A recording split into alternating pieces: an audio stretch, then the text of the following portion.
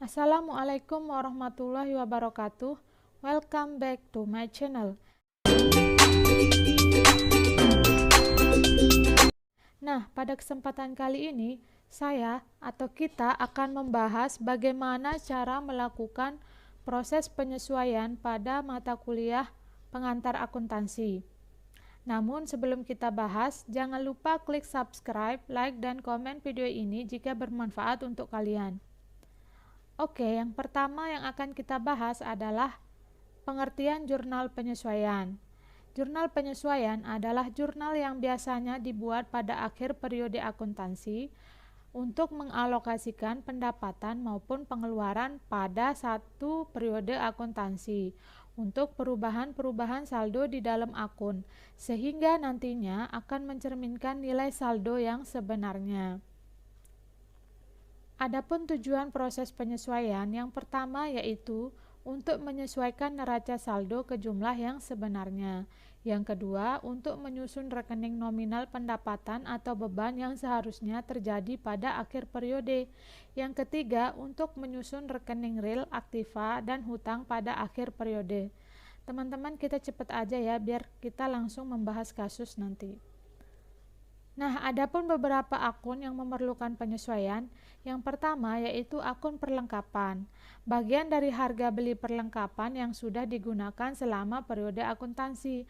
Nah, adapun jurnal penyesuaiannya yaitu beban perlengkapan pada perlengkapan. Kemudian akun yang kedua yang perlu disesuaikan adalah beban dibayar di muka. Beban perusahaan yang pembayarannya dilakukan di awal atau di muka. Contohnya seperti sewa dibayar di muka dan asuransi dibayar di muka. Jurnal penyesuaiannya yaitu beban sewa pada sewa dibayar di muka. Akun yang ketiga yaitu akun penyusutan. Nah, penyusutan aktiva tetap yang harus dibebankan pada suatu periode. Jurnal penyesuaiannya yaitu beban penyusutan pada akumulasi penyusutan. Akun yang keempat yaitu pendapatan akrual. Pendapatan yang sudah kita peroleh tetapi belum diterima dalam bentuk kas. Biasa kita sebut dengan piutang pendapatan. Nah, adapun jurnal penyesuaiannya yaitu piutang pada pendapatan. Kemudian akun yang kelima yaitu pendapatan diterima di muka. Pendapatan yang sudah diterima di awal padahal pendapatan tersebut untuk periode yang akan datang. Nah, jurnal penyesuaiannya yaitu pendapatan diterima di muka pada pendapatan. Kemudian akun yang keenam adalah beban akrual. Beban perusahaan yang telah terjadi tetapi belum dibayar. Jadi beban akrual selalu menciptakan kewajiban. Nah, contohnya misalkan beban gaji dan beban bunga. Jurnal penyesuaiannya yaitu beban gaji atau bunga pada utang gaji atau bunga. Jadi beban akrual dengan beban dibayar di muka itu berbeda ya, teman-teman. Kalau beban akrual itu bebannya sudah terjadi tapi belum dibayar. Kalau beban dibayar di muka beda. Kebalikannya, jadi dia sudah dibayar tapi bebannya belum terjadi. Jangan kebalik ya teman-teman. Oke, langsung saja kita ke kasusnya. Di sini sudah tersedia neraca saldo yang belum disesuaikan. Jadi kita akan membahas bagaimana cara melakukan penyesuaian pada neraca saldo ini. Jadi sebelum kita buat neraca saldo, langkah pertama dalam akuntansi itu kan yang pertama kita akan membuat jurnal. Kemudian setelah kita membuat jurnal, kita akan memposting ke buku besar. Nah, setelah kita posting ke buku besar, saldo-saldo di buku besar itu akan kita masukkan ke neraca saldo ini. Cuman, saldo-saldo yang ada di neraca saldo ini belum real. Makanya kita perlu melakukan yang namanya proses penyesuaian. Langsung saja, contoh kasus pertama yaitu pada akun perlengkapan, di mana di sini saldo perlengkapan pada neraca saldo yang belum disesuaikan adalah 700. Sedangkan pada tanggal 30 April, penghitungan fisik menunjukkan bahwa perlengkapan yang masih tersisa adalah 600. Nah, jadi selama bulan April si agen Choki Lab Travel ini atau agen perjalanan ini telah menggunakan perlengkapan untuk melakukan aktivitas bisnisnya. Jadi, biaya perlengkapan yang sudah digunakan itu harus dicatat sebagai beban perlengkapan. Nah, untuk mengukur beban perlengkapan, Choki Lab harus menghitung perlengkapan yang ada pada akhir bulan April. Penghitungannya seperti ini ya teman-teman. Jadi perlengkapan di neraca saldo itu kan saldonya 700. Kemudian perlengkapan yang tersisa pada tanggal 30 April yaitu 600. Kita tinggal kurangkan aja 700 kurang 600 sehingga perlengkapan yang dipakai sebesar 100. Nah, untuk jurnalnya pada tanggal 30 April berarti beban perlengkapan bertambah 100 karena kan yang sudah terpakai kan 100, jadi beban perlengkapan 100, kemudian perlengkapannya berkurang 100. Nah, setelah kita membuat jurnalnya, jangan lupa kita langsung posting ke akun buku besarnya. Di mana pada perlengkapan ini pada tanggal 2 April kan saldonya di neraca saldo kan 700. Kemudian pada tanggal 30 April perlengkapannya berkurang nih di sisi kredit karena kita kan sudah menggunakannya 100. Jadi saldonya 700 dikurangi 100 sama dengan 600. Jadi saldo perlengkapannya itu 600. Kemudian untuk beban perlengkapan pada tanggal 30 April beban perlengkapannya bertambah sebesar 100.000. Jadi saldonya 100.000. Oke, sekarang kita lanjut ke kasus yang kedua. Contoh kasus yang kedua yaitu pada akun penyusutan. Namun sebelum kita membahas kasusnya, kita perlu tahu dulu nih aktiva tetap apa aja yang harus disusutkan. Nah, aktiva tetap itu kan ada tanah. Yang pertama kan ada tanah. Kalau tanah itu tidak kita susutkan karena nilai manfaatnya itu tidak terbatas sehingga tidak perlu untuk dilakukan penyusutan. Kemudian yang kedua adalah bangunan atau gedung. Kalau bangunan atau gedung itu harus disusutkan karena mempunyai nilai manfaat yang terbatas. Karena kalau bangunan itu kan kalau udah tua pasti dia nanti akan mengalami kerobohan sehingga perlu dilakukan penyusutan, sehingga perlu untuk disusutkan. Kemudian yang ketiga yaitu ada perabotan atau peralatan. Contohnya misalnya seperti kendaraan. Kalau kendaraan itu kan lama-kelamaan dia juga akan mengalami kerusakan sehingga perlu untuk disusutkan. Oke, langsung saja kita ke kasusnya. Di sini saldo untuk perabotannya pada neraca saldo yang belum disesuaikan itu sebesar 18.000. Nah, di kasus ini Choki Lab yakin bahwa umur perabotannya akan berguna sampai 5 tahun. Jadi, untuk nilai perabotan sebesar 18.000 itu dia taksir akan berumur 5 tahun. Berarti 1 tahun sebesar $3.600. Dari mana 3.600 ini? Dari 18.000 dibagi 5. Nah, sedangkan penyusutan per bulannya adalah 300. $300 ini berasal dari 3.600 dibagi 12 karena kan 1 tahun berarti ketemu 300. Maka jurnal beban penyusutan untuk bulan April adalah beban penyusutan perabotan bertambah di sisi debit sebesar 300, kemudian akumulasi penyusutan perabotan juga bertambah di sisi kredit sebesar 300. Nah, untuk setelah kita mengetahui jurnalnya, maka kita akan langsung posting ke buku besar. Jadi beban penyusutan perabotan di buku besarnya saldonya pada tanggal 30 April sebesar 300 bertambah, kemudian saldonya 300 dan akumulasi penyusutan perabotan juga bertambah di sisi kredit 300. Ini salah, seharusnya di kredit.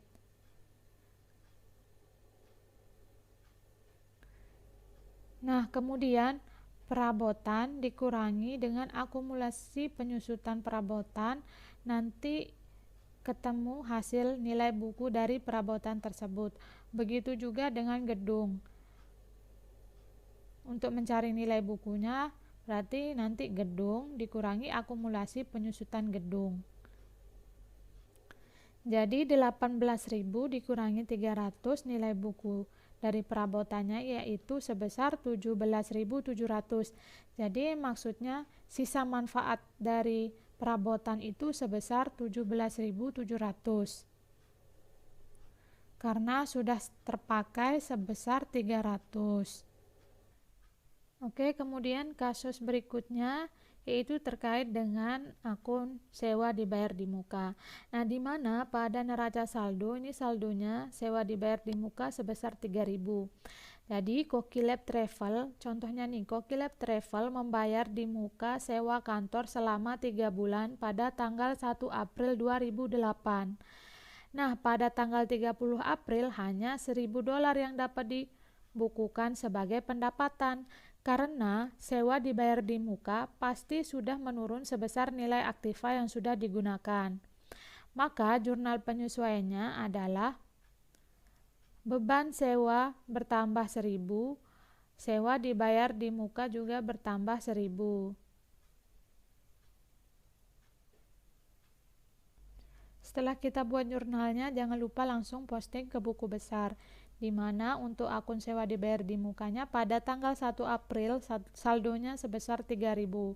Kemudian pada tanggal 30 April itu kan beban sewanya dicatat hanya 1.000 karena dia baru pakai 1 bulan. Jadi saldonya 3.000 dikurangi 1.000 sama dengan 2.000. Kemudian untuk beban sewanya itu pada tanggal 30 April kita bertambah sebesar 1.000 di sisi debit sehingga saldonya 1.000. Kasus selanjutnya yaitu pada pendapatan akrual. Nah, di sini telah diketahui saldo pada neraca saldo untuk piutang usaha sebesar 2.200 di sisi debit. Kemudian untuk pendapatan jasanya saldonya 7.000 di sisi kredit. Nah, kita asumsikan bahwasanya pada tanggal 15 April Kokilab ditugaskan untuk memberikan jasa perjalanan kepada San Jacinto. Jadi San Jacinto ini klien dari si Kokilab. Menurut perjanjian ini, Lab akan memperoleh pendapatan sebesar $800 per bulan selama bulan April. Tapi Lab akan menerima setengahnya dulu yaitu $400, kemudian sisanya akan dibayar nanti. Nah, jurnalnya yaitu pada tanggal 30 April piutang usahanya bertambah sebesar 400 karena kan dia sudah memberikan jasa tapi belum dibayar sisanya yaitu belum dibayar 400. Kemudian pendapatan jasanya juga bertambah sebesar 400. Langsung saja kita posting ke buku besar.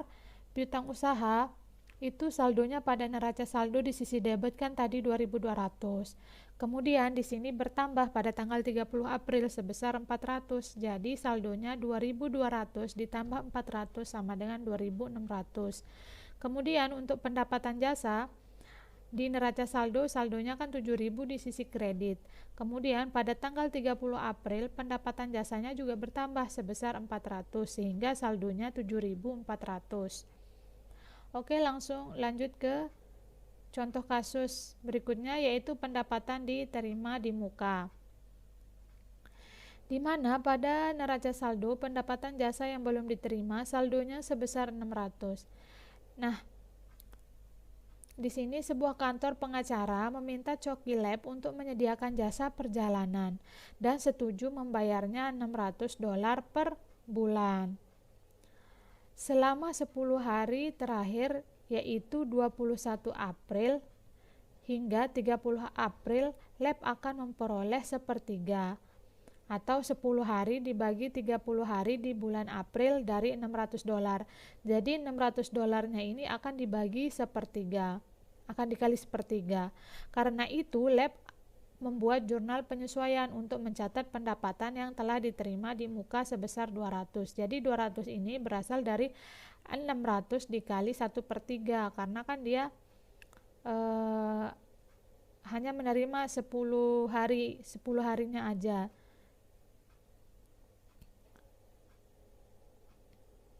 Jadi jurnal penyesuaiannya yaitu pendapatan jasa diterima di muka bertambah 200, yaitu angkanya dari 600 kali 1/3, kemudian pendapatan jasanya juga bertambah sebesar 200. Sehingga untuk buku besarnya, pendapatan jasa diterima di muka kan saldonya di neraca saldo itu kan 600 di sisi kredit. Kemudian pada tanggal 30 April pendapatan jasa diterima di mukanya bertambah sebesar 200, sehingga kita tulis 200 di sisi debit. Lalu saldonya 600 dikurangi 200, maka hasilnya 400 di sisi kredit. Kemudian untuk pendapatan jasanya juga sama, saldonya di neraca saldo kan tadi 7.000.